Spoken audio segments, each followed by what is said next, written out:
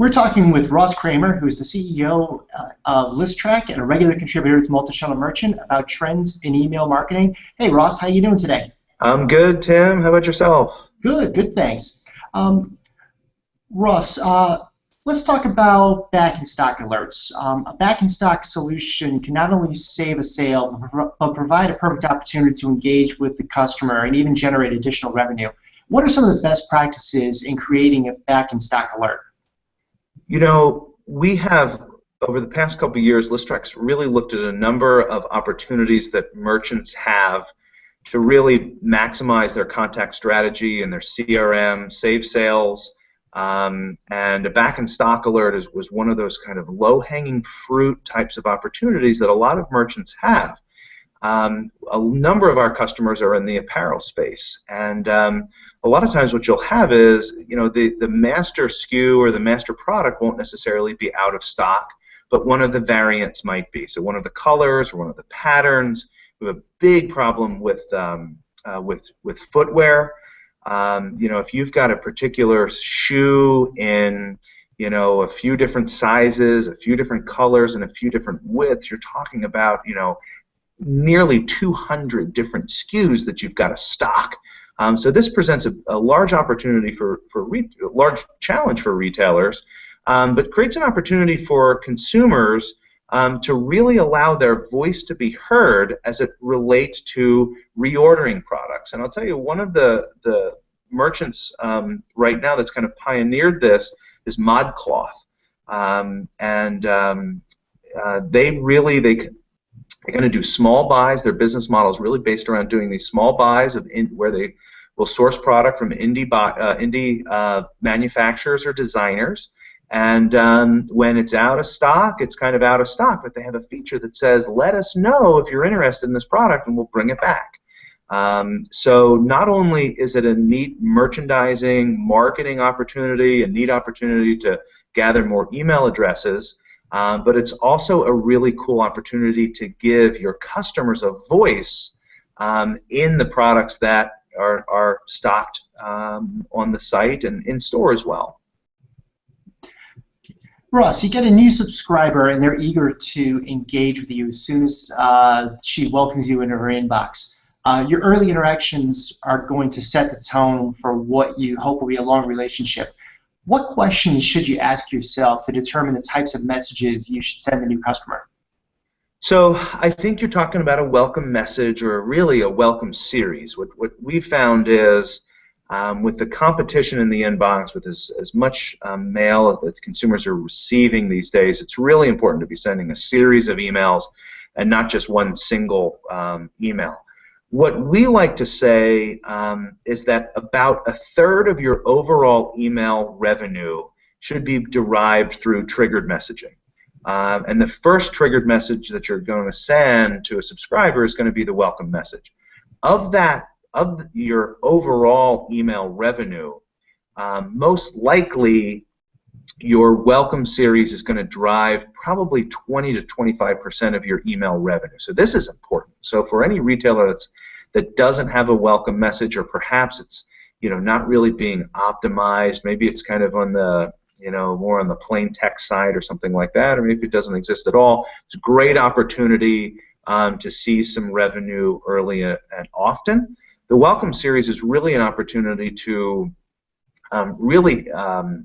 introduce all the things that your brand has to offer to the consumer.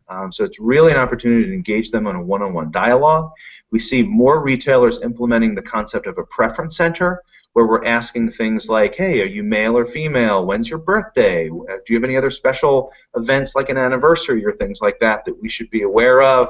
You know, what types of products do you buy? Are you into this? Are you into that? So give us some preferences. And the welcome series is a great opportunity to say, come back to our website and update your preferences so we can send you even more relevant information. So hope that spoke to what you were getting at, Tim. That did. Ross, according to an e-tailing group study, more than 3 out of 4 online shoppers make additional purchases when presented with recommended products to match their personal preferences. How can merchants use personalized product recommendations to take email blasts from ordinary to extraordinary? I think this is probably one of the kind of next practices of email and of the email industry, and it's one where we feel that we're really in a leadership position. You know, for a long time, we've said to retailers, you got to get relevant. You got to send relevant messages to consumers. And I've been, I started this thing in my dorm room at Penn State, about 20 years ago. And one of the things that has stayed the same, while technology has changed and much of e-com has changed, and how retailers conduct business online, a lot of that has changed, but one thing has stayed constant, and that is the scarcity of resources, especially human resources. And by and large, what a lot of our customers have told us is we'd send more emails, we'd send more relevant emails, we'd do more segmentation, and we'd do more relevant emails if we had the time to do it. And the challenge really has been that the resources have just been scarce, and that retailers can't do as much segmentation as they'd like to do.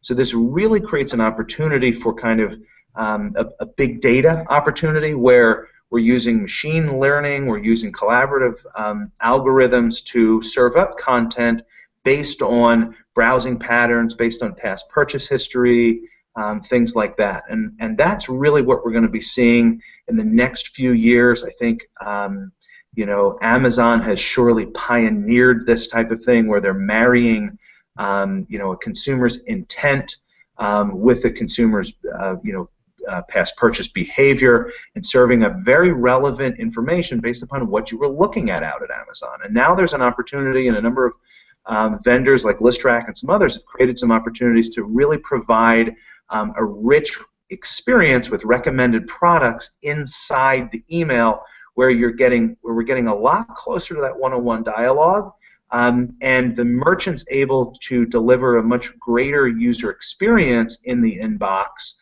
without investing a whole lot more time and human capital to do that segmentation. So I think the e-tailing study is spot on. We did another study late in 2013 that said a preponderance of the people that we surveyed said, we would buy more, we would be interested in receiving a higher volume of email if it did contain recommended products, or products that were personalized to my preference, to my past browsing behavior, or my past shopping behavior. Ross, let's talk about Listrak's shopping cart abandonment index. It shows that an average of 73% of online carts are abandoned, and your study shows the top retailers are getting better at attempting to recover them. What are the retailers getting right? Every year for the past 5 years, we've studied the entire Internet Retailer 500 and Next 500, or Second 500.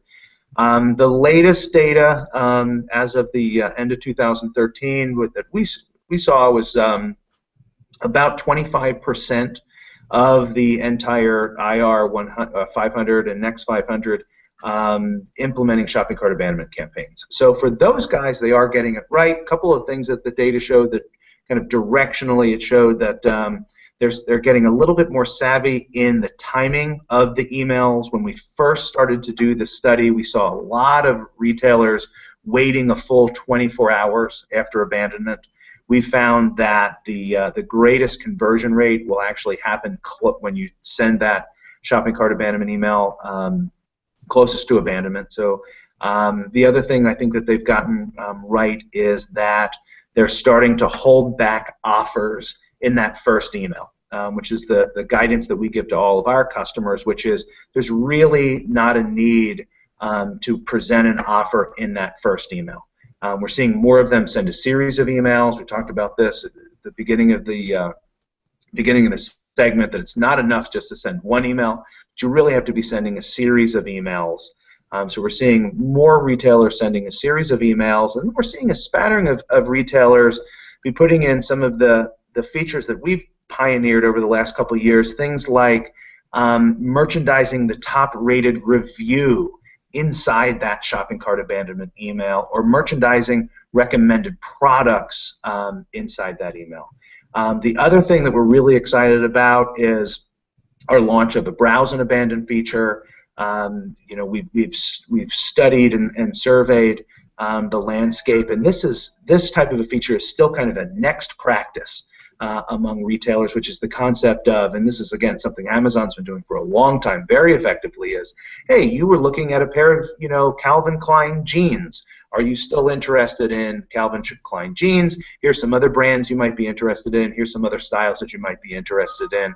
And essentially what you're looking to do is suppress that day's batch and blast campaign or that day's broadcast campaign for that very highly triggered and very highly relevant triggered campaign. And again, we're looking for our retailers to show about 33% of their overall email attribution coming from these types of triggered campaigns, whether it's triggered welcome series, triggered back in stock, or triggered cart abandonment campaigns. Essentially, you can these are all kind of low-hanging fruit campaigns, and you can kind of add into your email program to increase revenue. Excellent. Ross, I will see you next week in Chicago at IRCE, and if I recall, you are debuting this year as a speaker. Is that correct? That's right. Yeah, I've had the privilege and opportunity to speak at a number of industry events, IRCE not being one of them. So I'm excited to be up on the stage there next week. I'm going to be presenting with one of our customers, sort of one of the bells of the retailing ball these days, with the Grommet.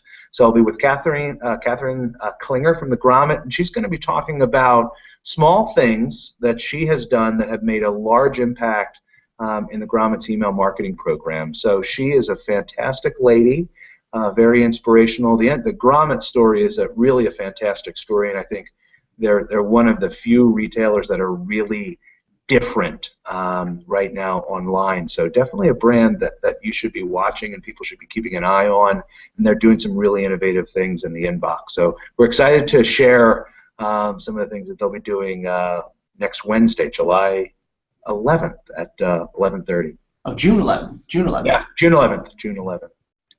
Excellent.